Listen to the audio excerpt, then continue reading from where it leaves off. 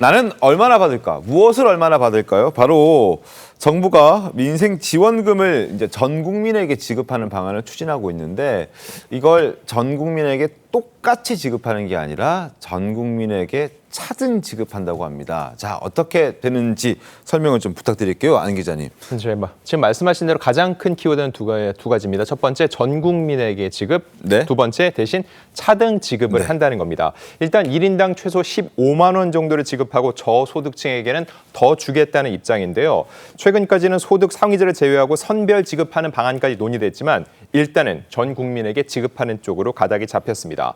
두 차례 나눠서 지급하는데 1인당 기본 지급액은 15만 원이 유력합니다. 그리고 네. 차상위 계층 한부모 가족은 30만 원, 기초생활보장 수급자에겐 40만 원을 지급을 하고요.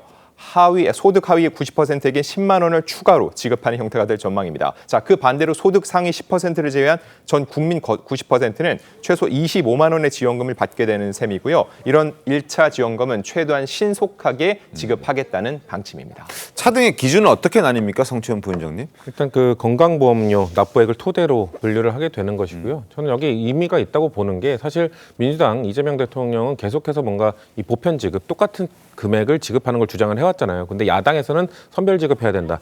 특정한 계층에만 지원해야 된다고 했는데 저는 중간 지점을 좀 어느 정도 찾은 거라고 봅니다. 전체에게 모두 지급하되 차등 지급하는 방식으로 야당의 의견도 수용하고 그리고 재정 문제를 계속 지적해왔던 게 야당의 입장이었기 때문에 그런 것들은 어느 정도 수용한 차원에서 건강보험료 납부액을 기준으로 차등 지급하겠다는 것은 저는 정부가 적절한 방향을 잡았다고 생각합니다.